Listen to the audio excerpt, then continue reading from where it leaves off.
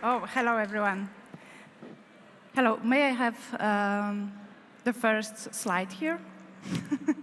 Because it's not right now.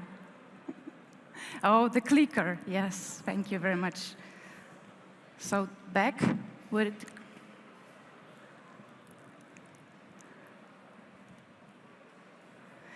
Okay, so for the last few weeks, a decade maybe, we UX researchers have heard that our role is to ensure that the product decisions are rooted deeply in research of your users' behavior, their needs, and their pain points.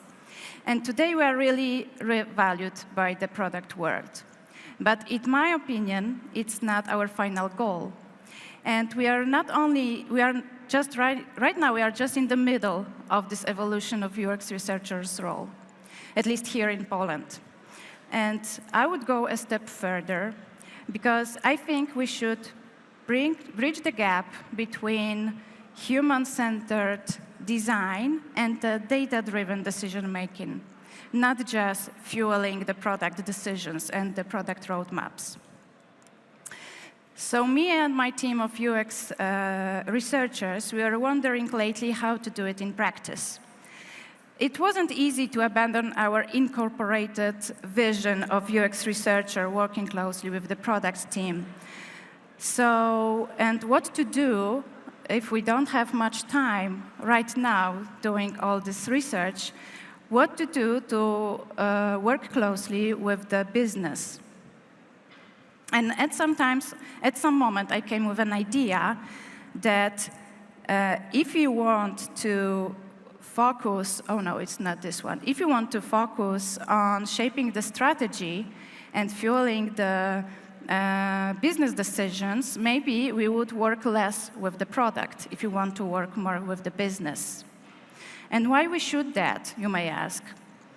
Because I know we can bring a huge value to the business. So today, I would like to show you what has led me to this way of thinking. And over the 18 years of my experience in UX field, I've observed many gaps between research and the business. And I would like to deep dive into 6 gaps and tell you how me and my team, how we try to bridge them. So just a quick glimpse on Allegro when I work. Well, Allegro is the biggest marketplace in Poland and even in this part of Europe. And we are a marketplace, which means we have more than 100,000 of sellers on our platform. And we have 8,000 of employees, 2,300 people working in technology. And in this technology, we have 80 UX designers and 55 UX researchers. And giving you just a sense of the work environment my team work in. We support the delivery experience business unit. And it's not just a typical customer journey in e-commerce. Because we support creating products and services in very complicated logic environment.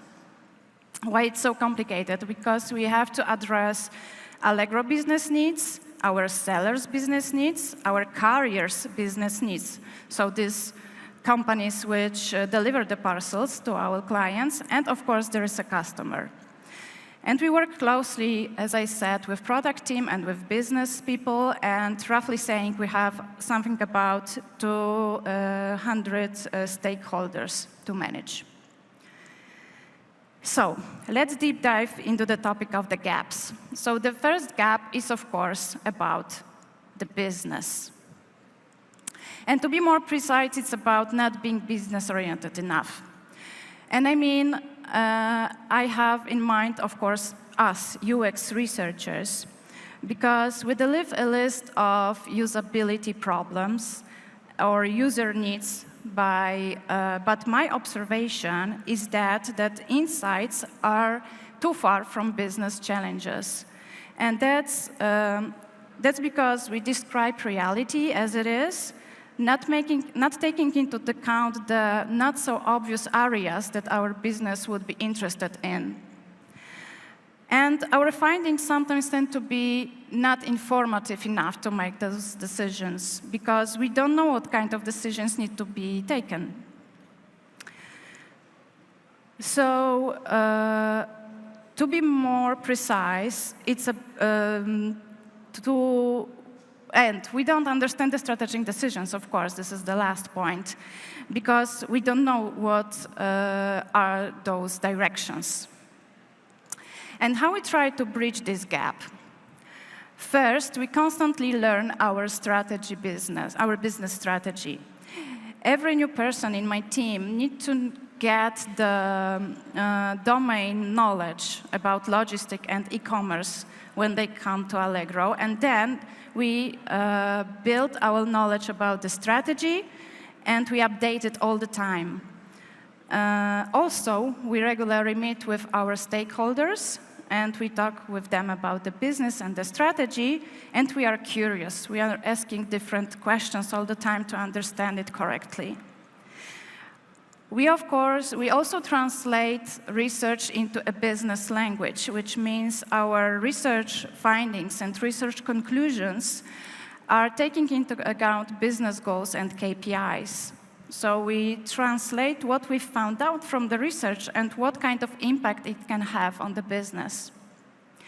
And we understand there's a balance between KPIs and KEIs. KPIs are business performance indicators, and KEIs are experience indicators. And we know that meeting them both at the same time is not always possible. So to share with you a short example of this kind of discrepancy. Right now, we conduct some A/B tests on our checkout in terms of kind of delivery methods we recommend to our clients during the checkout. And we have some business goals to attain, of course.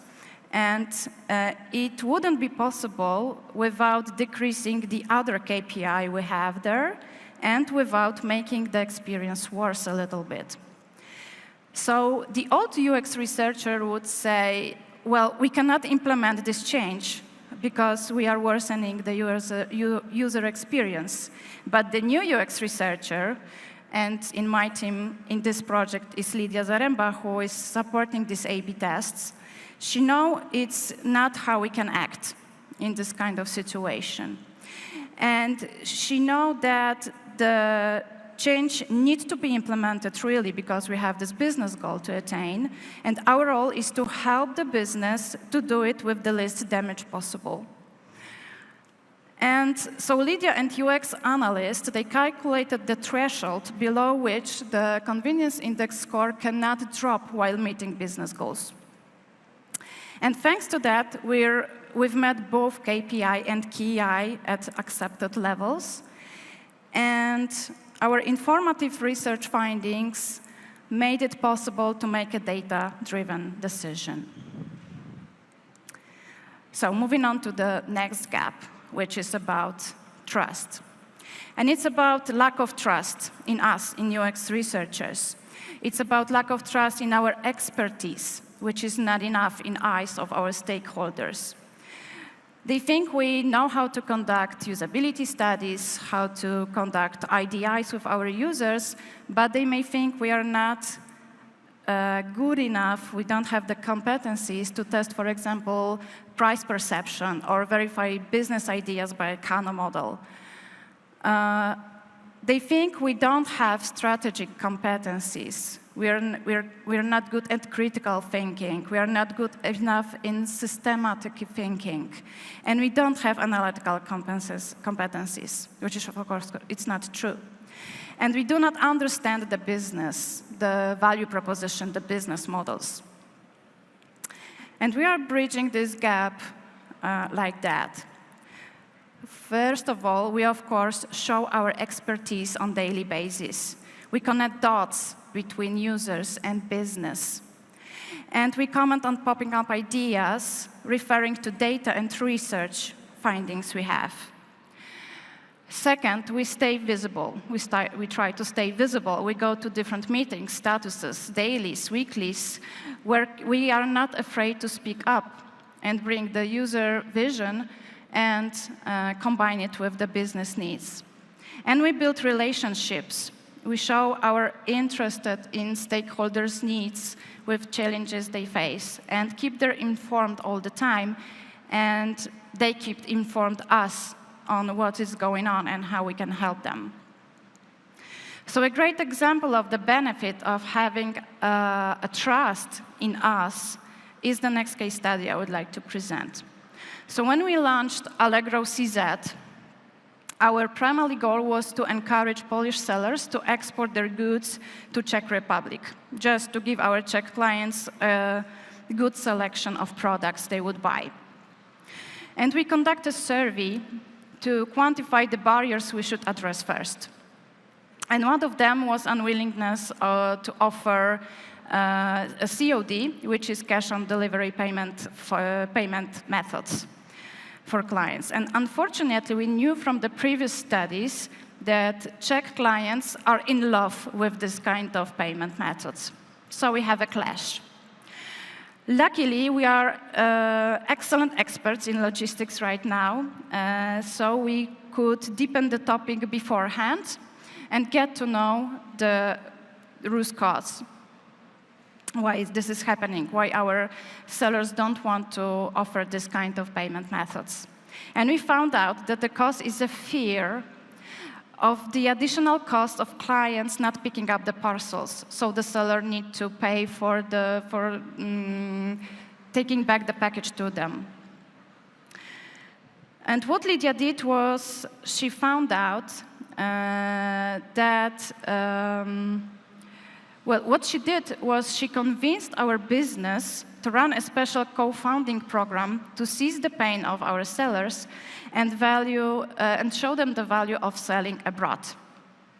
And bridges Lydia built was that her insights will deepened enough so that the research finding could address our challenges. And she had built trust in her expertise. And the business owner decided to implement this program with a partial refund of their returns.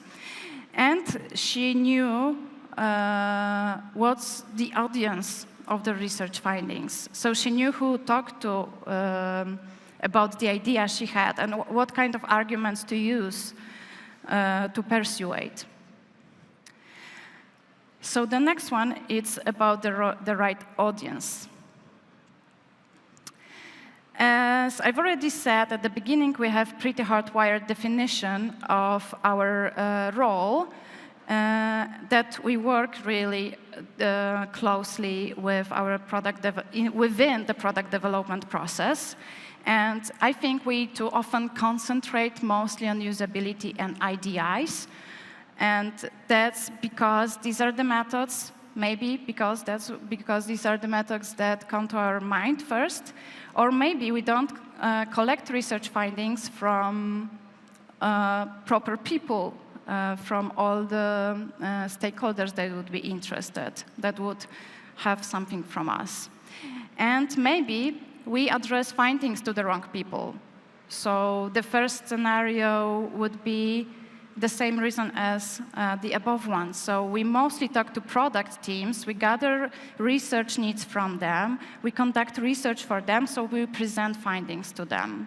And we do not consider if there are any different other stakeholders who would benefit. And on the other hand, we think we talk to decision makers, but the real show is happening somewhere backstage. Decisions are made someone else. We think that our product owners, our product managers are the key decision makers, but it's not always the right. Sometimes these are some kind of directors or even CEOs who make those decisions. And bridging this gap, we are in constant contact with senior management. both product and business ones, of course. We talk about their needs, we talk about their challenges, we update on the strategy with them, and we prioritize our activities with them. We arrange special summaries of our research findings for managers. And it's not a summary of every research project, but we do it quarterly, and we summarize the most important insights we've gathered during the last 3 months, and what are the key changes in our experience metrics. And we plan quarterly, also with business owners, not only with technological one. I know it sounds obvious, but it's not for everyone. And the next gap is about shallowness. Shallowness is about research findings that are not deep or not broad enough to answer the research questions well. It's about insights that are not inspiring enough, and research that address only one research at once. We tend to limit our projects only to the minimum scope. And we're not doing it intentionally, it just happens because we are in a hurry. And what we do is, first we prepare properly. We take time to conduct extensive desk research, and we consult the scope and our ideas for the research with other researchers, and with other researchers not only within our team, but also with those working in other business areas, because maybe there is some interconnection between our topics we are taking care of. We ask many questions to understand the strategy, the business, the problem, the research need, and mixed data is our everyday life. As I said before, we combine insights from qualitative studies with quantitative data and with analytical data, of course. And now a small case study about another service we have in delivery experience area, which is it's called One Fulfillment, and it's warehouse, which is Allegro's warehouse, where our sellers can keep their goods. We sell those goods for them, and we manage returns and claims, so they have time to grow their businesses. And at the beginning of this service, the primary business goal was to acquire new sellers, of course, to the service. And we've prepared a survey to analyze the value proposition perception of the service depending on the intention to join. But Marysia Chełkowska-Zacharewicz, who was responsible for this research, she figured out that she could go a step further and not address only the primary goal of this service, which was acquisition, but also Allegro's top priority at the time, which was faster deliveries on the platform. So she conducted a regression analysis, which took into account also the share of next-day deliveries of every researcher, of every seller we surveyed. And as a result, she managed to answer she managed to answer more complex questions. She didn't answer just which elements of value proposition of the service are rated the highest among those sellers who are eager to join the service, but also which segments should be acquired first, the slow or fast dispatcher sellers, to accelerate the achievement of Allegro's top priority, which was fastest delivery on the platform. And what she did, we can call a truly deepened data.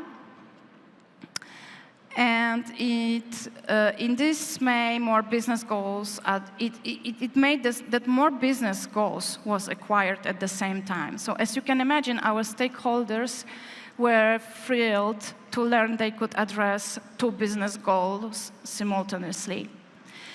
And Marysia accelerated achievement of these goals because her analysis was more accurate and increased the probability of reaching the easiest target group to acquire.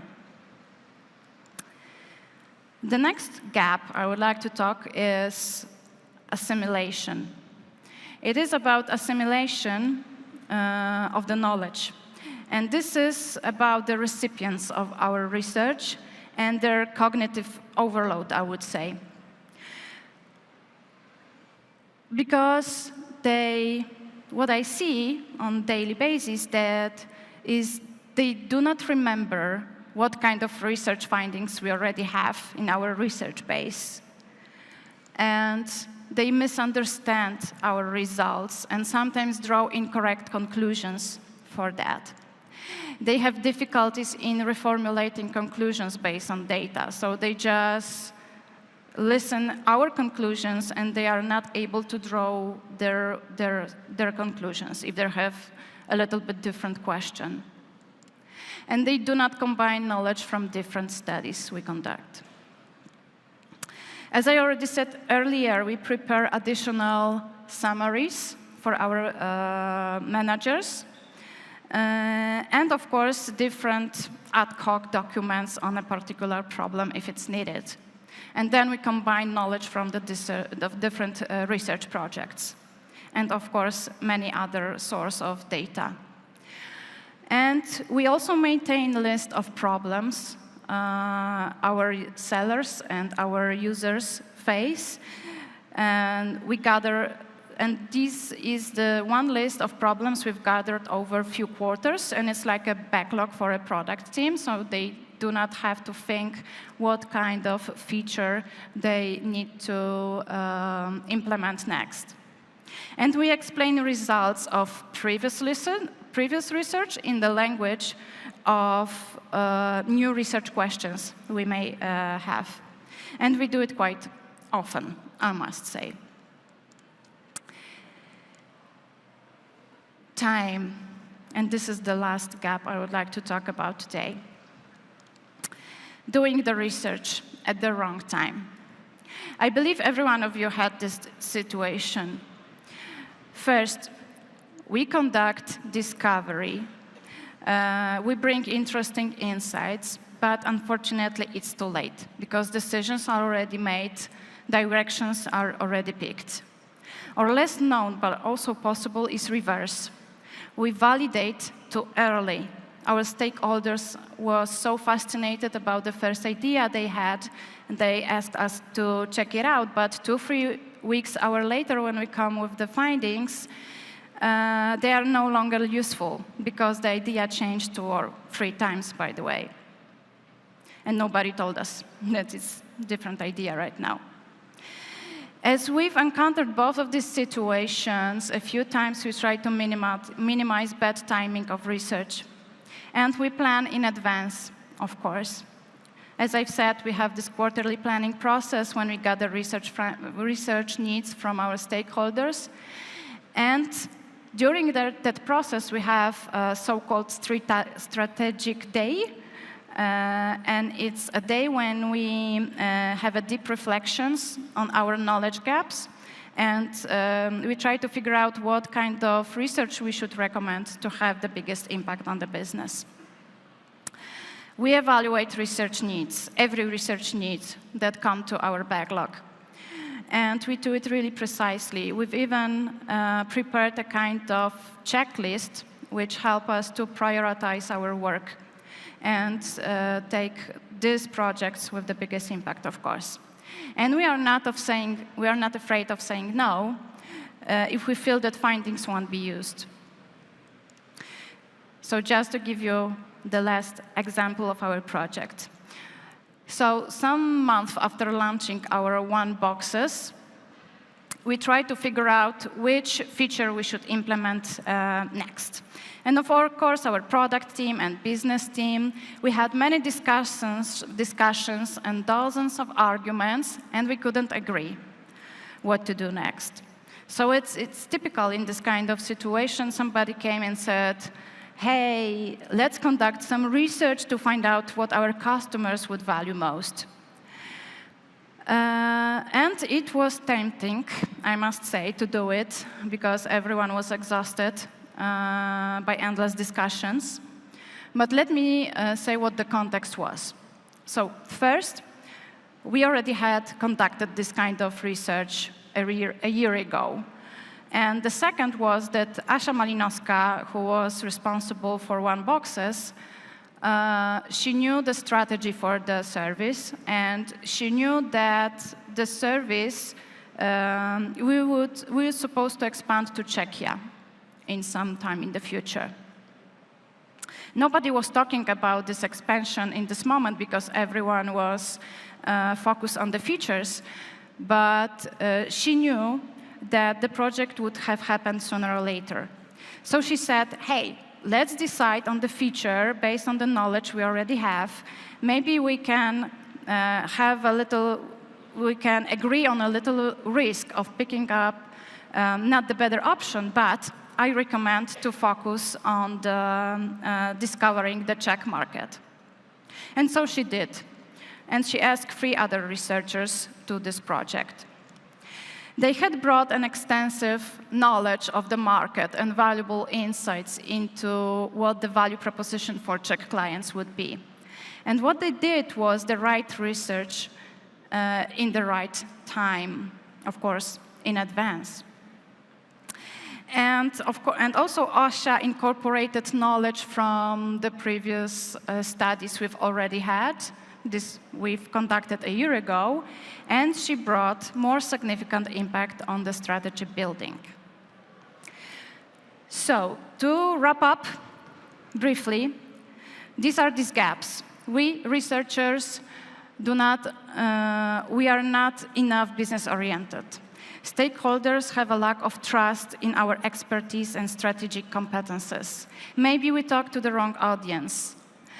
Our researchers are sometimes attacked by shallowness. Stakeholders have difficulty in assimilation of research findings, and we research at the wrong time. And if you would like to have a more significant impact on the business, you should focus on research and other activities that help shape the strategy, which is help defining the vision and the goals, and then make vision happen, so help to create products that gain that goals. And meantime, you can figure out by your research what can be done better, what can be more convenient, what can be more user-friendly. And try to speed it up, help to gain these goals faster. And those are steps to be better prepared for bridging the gaps. First, of course, start with the foundation. Understand the business and get to know the strategy. Prepare the plans. Research only when it's needed. Bring insightful knowledge in line with challenges and doubts our stakeholders have. Oh, something's wrong. And use business language. Try to translate those research findings into business goals and KPIs. Build relationships. Get to know who are the real decision makers, and try to stay visible. Connect the dots between user and the business. And don't be afraid to speak up. So the last but not least is maybe rethinking your role in your organization. Figure out what is needed in your company environment. And as I said at the beginning, right now, me and my team, we are starting the task of switching our role from supporting product team to support more our business team. So keep finger crossed for us. Thank you very much.